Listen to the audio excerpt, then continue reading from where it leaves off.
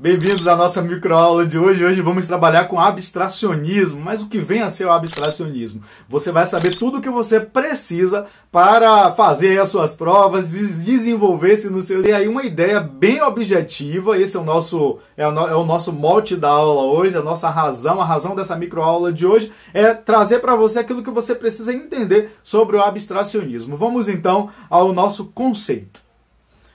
Abstracionismo. O abstracionismo refere-se às formas de arte não administradas pela figuração e pela imitação do mundo, ou seja, não representam objetos próprios da nossa realidade concreta, ao contrário, se utiliza das relações formais entre cores, linhas e superfícies para produzir a realidade da obra. Em outras palavras, o que temos? Temos que o abstracionismo é uma corrente que se encaixa aí, tendo como principal característica a despretensão de representar a realidade concreta, representar a realidade à nossa volta, o mundo tal como a gente conhece. O abstrato é aquele elemento, é aquela característica na representação artística que vai fugir um pouco dessa ideia de representação do mundo real.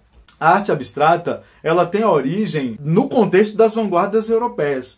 Então, é interessante a gente pensar que esse final do século XIX e início do século XX trouxe ao mundo uma série de modificações no campo intelectual, inserindo-se aí uma nova maneira de ver e de representar a realidade. Então a origem da arte abstrata está intimamente relacionada com as vanguardas artísticas europeias ali do final do século XIX, a também chamada arte moderna. Tais vanguardas representam movimentos de ruptura artística, sobretudo em relação aos moldes renascentistas, tradicionalistas e academicistas.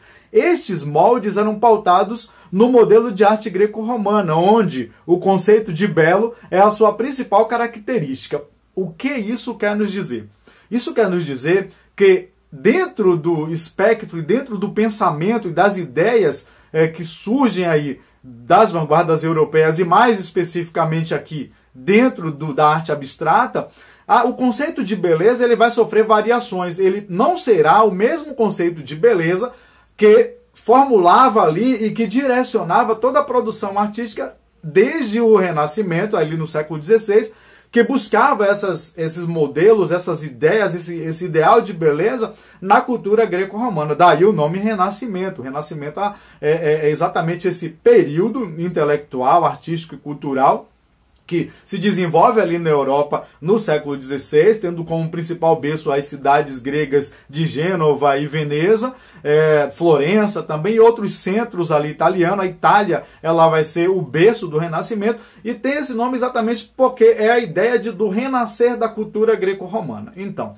representação da natureza, representação da figura humana, representação da anatomia, uso da perspectiva, tudo isso dentro do contexto das vanguardas europeias vai ser desconstruído, e a arte abstrata vem nessa perspectiva. Aqui nós temos uma obra do Jackson Pollock. Jackson Pollock, ele foi um pintor americano e que tinha como principal característica e técnica artística deixar a tinta fluir diretamente do pincel, diretamente do tubo de tinta ou até mesmo da lata de tinta. Ou seja, o Jackson Pollock ele deixava a tinta respingar no suporte, seja tela, seja papel ou qualquer outro suporte, e a partir desse movimento é que ele ia obter ali a sua arte, a sua expressão artística.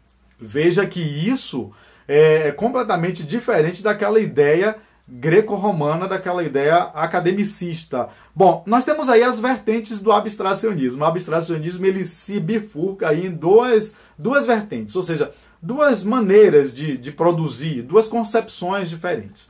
Então, a arte abstrata ou abstracionismo é geralmente entendido ou entendida como uma forma de arte, especialmente nas artes visuais, que não representa os objetos próprios da nossa realidade concreta exterior.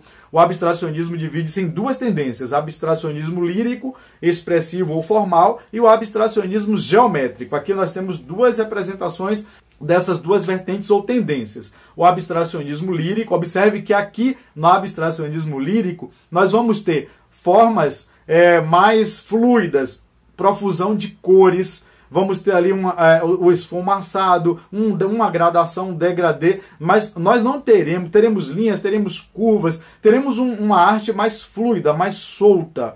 Já o abstracionismo geométrico, ele é caracterizado pela utilização de formas geométricas, tanto sólidas quanto formas geométricas planas, as figuras geométricas espaciais e as figuras geométricas ali bidimensionais. Então, veja que o abstracionismo geométrico, ele já é mais tendencioso a se utilizar das formas como cubo, quadrado, retângulos, paralelogramos, triângulos. Isso vai compor a estética do abstracionismo geométrico, e é importante a gente ter em mente essas duas tendências que vão caracterizar aí a arte abstrata, e aí as principais são o abstracionismo lírico e o abstracionismo geométrico. Dentro das características principais, é importante quando a gente estuda um movimento, a gente analisar essas principais características, é o que a gente vai ver agora.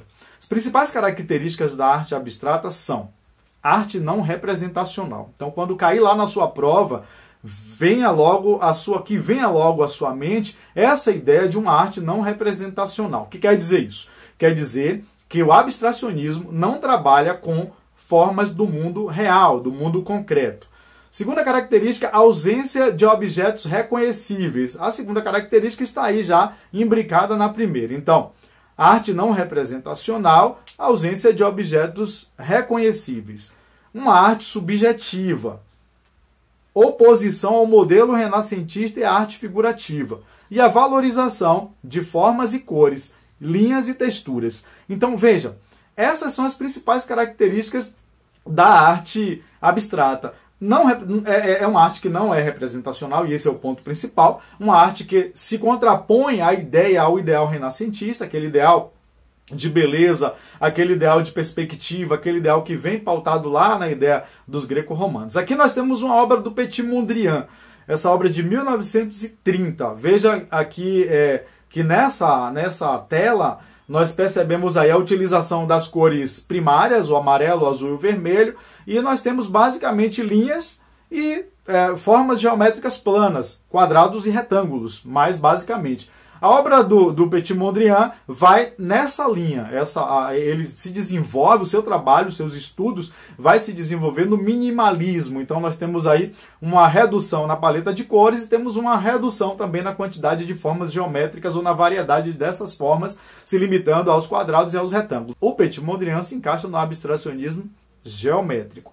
Aí nós temos aqui o Vassily Kandinsky, que foi um pintor russo. Nesse caso aqui a gente tem claramente o abstracionismo lírico. Observe a diferença. Aqui a gente tem as cores mais profusas, uma variedade maior, uma paleta maior de cores, e ao mesmo tempo as linhas elas não obedecem aquele geometrismo. As linhas são mais soltas, então nós temos ali linhas curvas, nós temos linhas sinuosas, nós temos uma disposição dos elementos abstratos no espaço aí, não necessariamente dentro de uma linha mais geometrizante ou geometrizada. Essa foi a nossa aula sobre a história da arte abstrata, um pouco do abstracionismo. Espero que você tenha conseguido compreender e até a próxima com mais uma microaula aqui no História e Arte. Vamos lá, até a próxima. Não se esqueçam de se inscrever no canal, porque isso ajuda muito a disposição aqui, ajuda muito a divulgar o nosso trabalho.